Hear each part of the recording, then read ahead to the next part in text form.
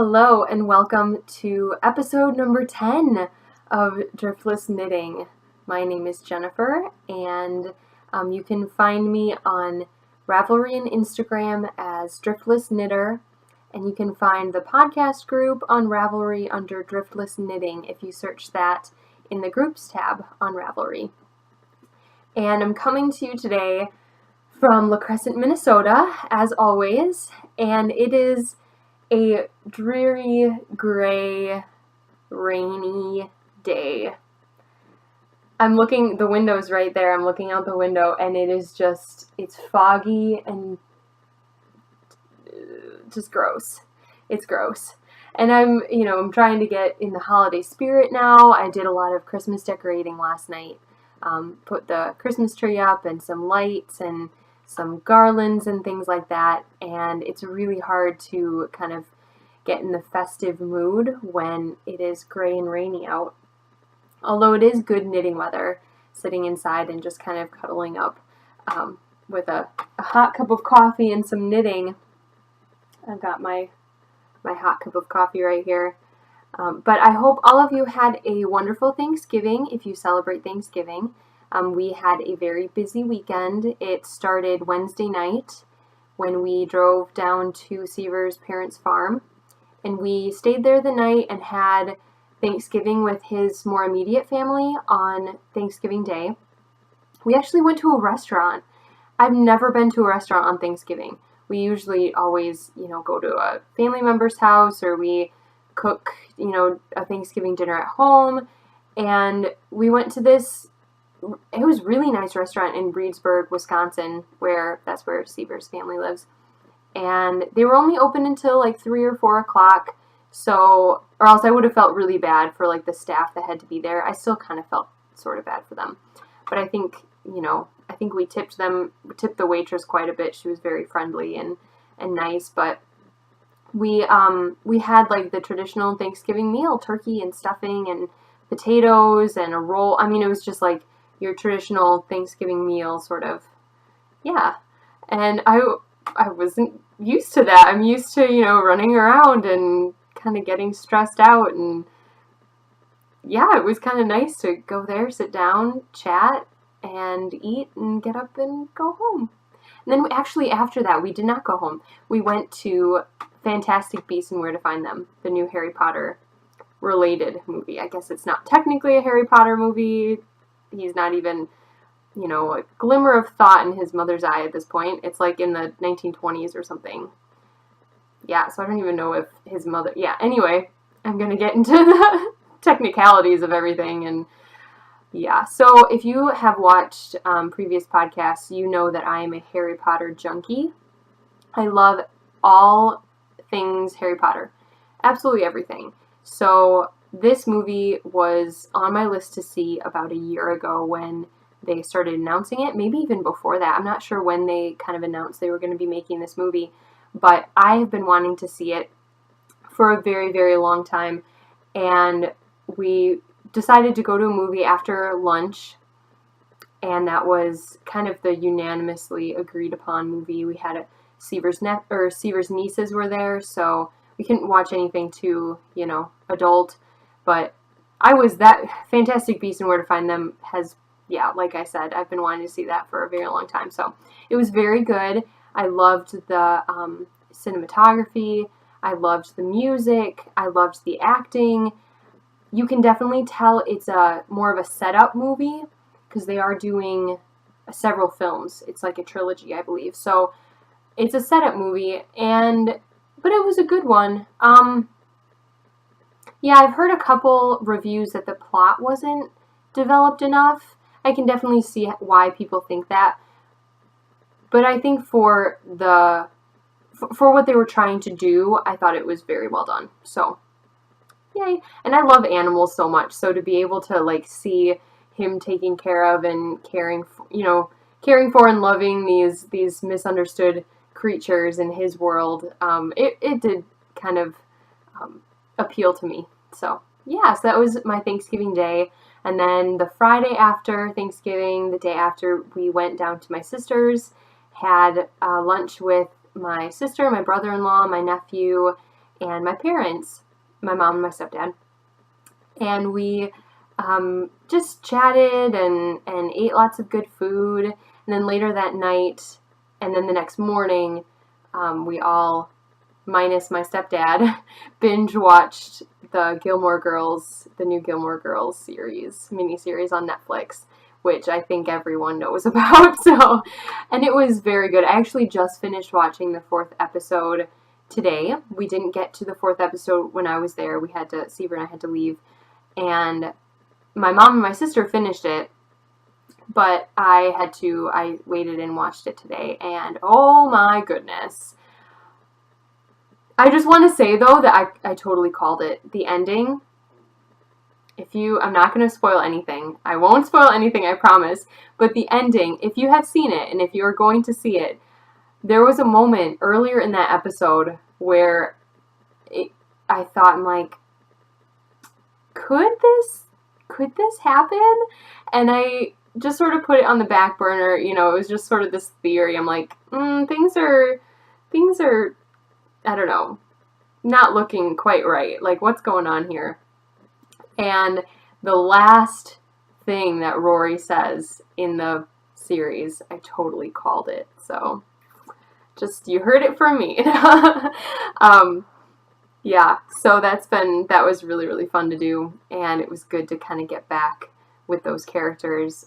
My sister and my mom and I watched that series when it was on 10 years, well, ended 10 years ago, so even before that. So I was in high school, late middle school and high school when it was going on. So yeah, so it's been a tradition. It was really fun to be able to watch them, most of them with them. So yeah. And then Saturday we went back to Reedsburg, and we had the more extended family Thanksgiving with Seaver's family. So lots of his cousins were there, his aunts and uncles, and that was fun. Him and some of his guy cousins played a game of flag football, and me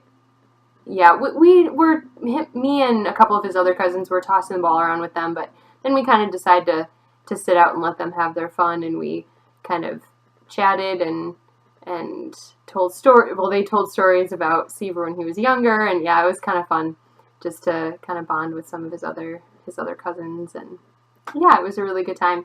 And then yesterday, Sunday we were home all day, but yeah, Saturday night we drove home to La Crescent, so kind of regroup before Seaver had to go back to school today.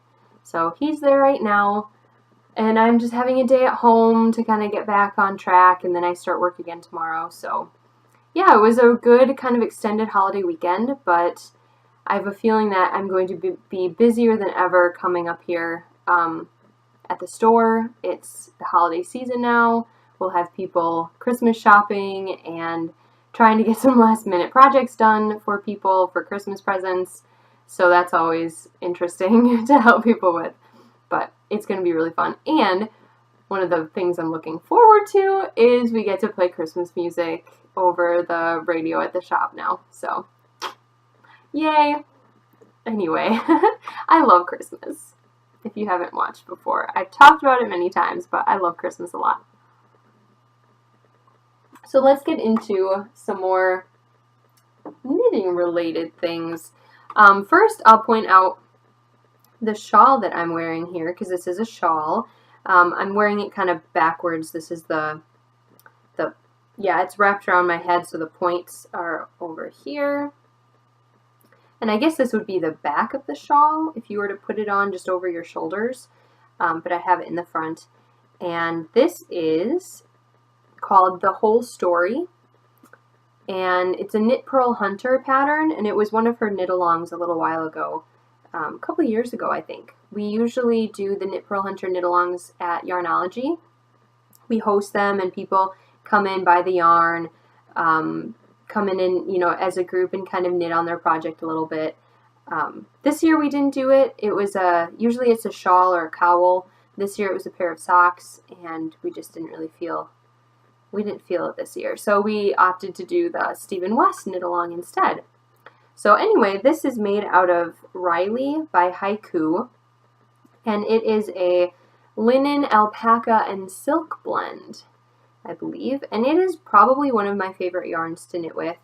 I really, really loved knitting this shawl, and I love wearing it. It's bigger, so, and it's a little more of a statement, I feel like, instead of just like a smaller shawl around your neck. Yeah, I like it. It's really, really warm. So like I said, chilly here, kind of damp and gross, and so I definitely needed a warm shawl to wear today. So I pulled this one out of my stash of knitted shawls. So go check that out on Ravelry if you'd like to. Again, it's the Whole Story shawl by Knit Pearl Hunter. So I feel disappointed because I greatly underestimated the amount of kind of going here and there that we'd be doing this weekend, and I did not finish my shawl design. I didn't even get it off the needles yet, and I still have to then block it, take pictures, finalize the pattern, and then publish it. And I feel like I've been promising this for I have been promising this for the last 2 weeks, so I'm not going to give you a date anymore. I keep saying, oh, by the end of this week, I'll definitely have it done. By the end, or by the weekend, I'll have it, published, hopefully. And that just isn't working out. And then I feel pressure and kind of stress to get it done. So I definitely want to finish it and get it published by the end of this week, but I don't want to promise anything. So I apologize. If anyone was kind of looking forward to that or keeping their eye on Instagram or something like that, and you guys are probably all busy with your families and everything too, there's that one little part of me that's like, oh, I'm letting someone down by not having this ready. And I need to just not think about that. It's whenever I, have the time, and it should be more of a relaxed thing rather than getting really stressed out about it. So I didn't even bring it with me. I did bring it with me to Seavers, but I didn't even bring it with me to my sister's. And then I knew, Saturday we were so busy and we drove home on Saturday night. So there was just no knitting being done really, hardly at all. I did, especially now because I'm on the lace section at the end of the shawl. I told you there was going to be kind of a lace border at the end, or maybe I didn't. I think I did. I'm pretty sure I did. Anyway, there's a lace border at the end of the shawl that kind of goes along the whole edge, and there's no way I could have done that in the car or even chatting with family. No, I need to pay more attention to that. I can, watch a TV show or a podcast while doing it because I don't really need to interact, but anything that would take my attention away and I would need to, talk or interact with someone, it just wasn't going to work.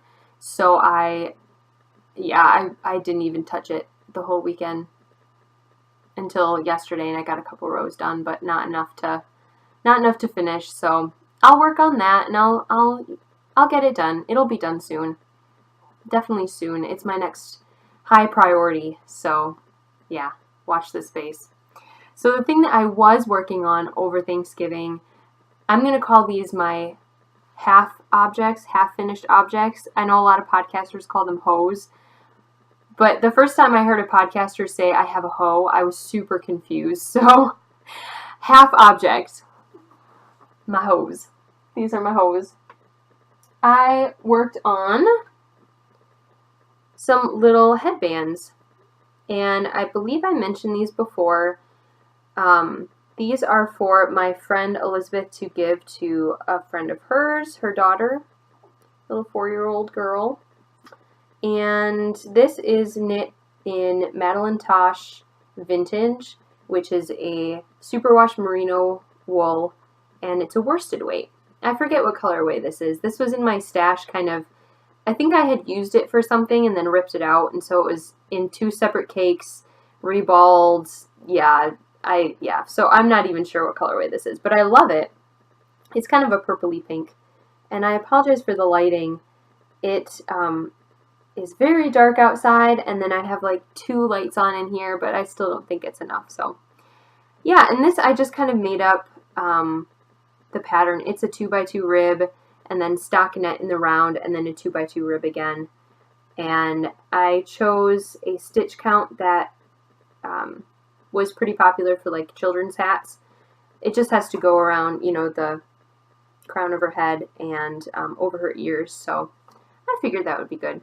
And I made another one for Elizabeth's daughter, Melanie, and this is a littler one. It's a little wider, but it's a little smaller because Melanie is only, oh geez, 5 months old. So it might be a little bit big, but Elizabeth kind of wanted it so that Melanie would be able to wear it throughout the winter time. Again, I kind of guessed on this one too. I did less stitches than for Aubrey's. So you can see one is a little bit smaller than the other. But yeah. So now I'm like looking at it, I'm like, gosh, that looks big. But babies have bigger heads than you realize, I think. I always sort of assume that babies are like tiny, and then you measure their heads. Their heads are actually pretty big. Most baby heads, so I'm thinking this will be okay. And she's gonna wear this for family pictures coming up here. Again, a 2x2 rib, some stockinette, and a 2x2 rib again. Nothing too fancy. I just, you know, something nice and warm. This is a Barocco vintage, Barocco vintage chunky is what this is, and it's a wool and acrylic blend, and like the name says, it's a chunky weight. So this one's a little bit thicker than Aubrey's. And the thing that's going to make these pretty special is that they will have these big knitted bows on them. And I just finished knitting these this morning, so I still have to block them. The edges are super curly because I just did it in stockinette. Oh man, look how curly that is. So I'm going to steam it, maybe wet block it if the steam doesn't work. But basically it's just a strip of stockinette stitch, and then I'm going to fold it in half. Again, it will not be this curly. Seam the cast on edge and the bind off edge together so that it's kind of a double thickness. And then I'm going to kind of pinch it in the middle and wrap this guy. This is kind of hard to do. Wrap this around it and turn it into a bow. Magic. Obviously it'll look better once it's all stretched and blocked out, but and the ends are woven in. So I made one for Aubrey's headband, and then I made one for Melanie's headband. So it'll go like that, and it'll be so cute. And I have to give these to Elizabeth by Friday, so I will take pictures and put pictures of the finished objects because I won't have them next week to show you guys. So yeah, keep an eye out, and I'll insert pictures of them on my next blog post. My next podcast post. I used to have a blog, and so I'm kind of used to saying, you know, new blog posts and all that stuff. So I still have the blog technically, but I haven't done anything with it since I started podcasting, which is kind of a shame because I really enjoy writing, but we'll see. Maybe I'll get on there every so often and just do a post just to get back into the swing of writing. So anyway, so those are fun. Like I said, they're all knitted up and ready to go. I just have to kind of assemble them. So I would say this is less of a finished object, more of a half object. 2 half objects. So yeah. And that's really all that I have been working on this week. My shawl, which is almost done, and then those headbands and stuff. I will be starting some more Christmas presents coming up. It's almost December, which is crazy, and I'm really excited. I am really excited to start some new projects and get some Christmas presents whipped out because I'm starting to feel the stress. But A few of the projects that I have are just easy. I can get them done in a couple of days. They'll be great. And then I have one or two that are a little more complicated that will take me a little bit longer. So I'm just I'm antsy to get those cast on and get those started. But yeah, keep tuned. Stay tuned. Stay tuned. Christmas is coming. All right, I have no yarn acquisitions today either, which is good, but today is the Monday after Thanksgiving, and we all know what that means. It is Cyber Monday. I am usually not a proponent of Cyber Monday. Well, if you need something and it's going to be on super uber sale, get it. I actually ordered contacts this morning, and there was a Cyber Monday sale on contacts. So, you know what? Some things, you just got to do it. But there is so many indie dyers and Etsy shops that are actually having sales for Cyber Monday. It is so tempting. There's a few of my favorite ones. Bumblebee Acres Farm. You've seen a couple skeins of their yarn that I've gotten. I think I showed those off in the first episode. And they're having a Cyber Monday sale, or a sale through Cyber Monday. And I've just been seeing on Instagram, I'll go through and they're like, oh yeah, by the way, 20% off, anything in my Etsy shop today. So tempting. I'm trying my hardest not to spend any money. So far, I've been okay. I've only bought my contacts this morning, so no yarn has yet found its way into my mailbox, but it's so hard. Oh my gosh. I did also, I wanted to talk about a really cool thing that's going on Ravelry. And I believe it's going on for the next couple of weeks, but it's called the Indie Designer. Ooh, I can't remember what it's called. I'll put it underneath what it's actually called. And it's basically a bunch of independent designers on Ravelry, both knit designers and crochet designers, are putting their patterns on 25% off. And it's kind of just a celebration of knitting, kind of a way to get people to participate. They're also doing like a knit along or crochet along with this. So any pattern that's included in this sort of sale, you can create it and be a part of this along that they're doing. And I just think it's really cool. It sucks you in though, because there's like 125 pages of patterns. Yeah. I did a lot of surfing yesterday. That's probably why my shawl isn't knit. I was surfing through patterns, but I did actually pick out a few, and I bought a couple today, and they're 25% off. So some of them are going for $4, $3, depending on the exchange rate. A lot of these are kind of European or Canadian designers.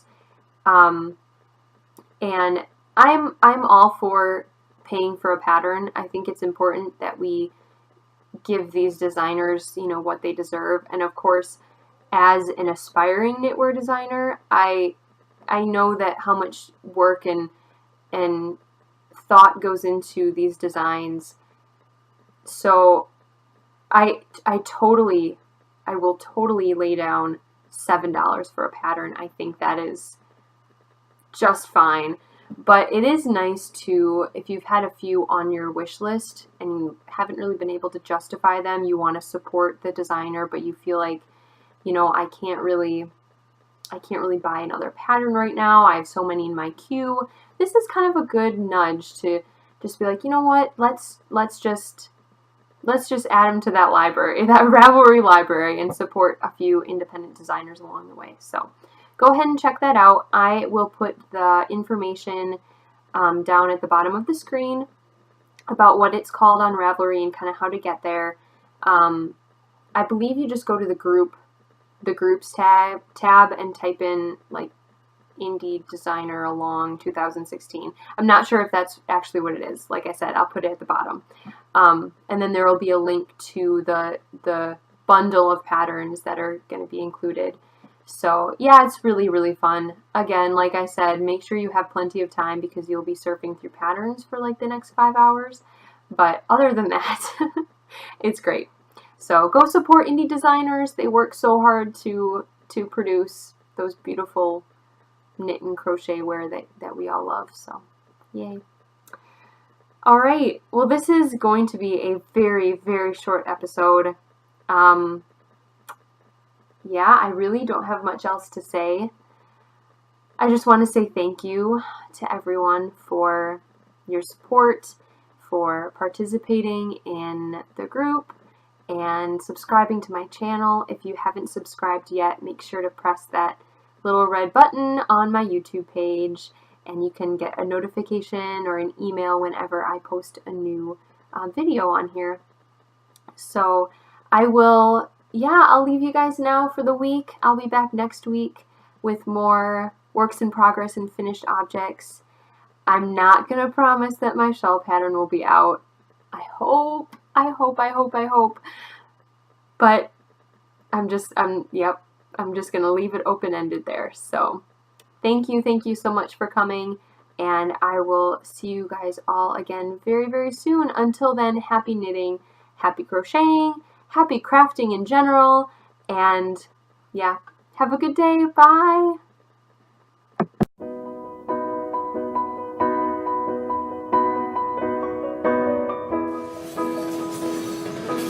Some video. Wave.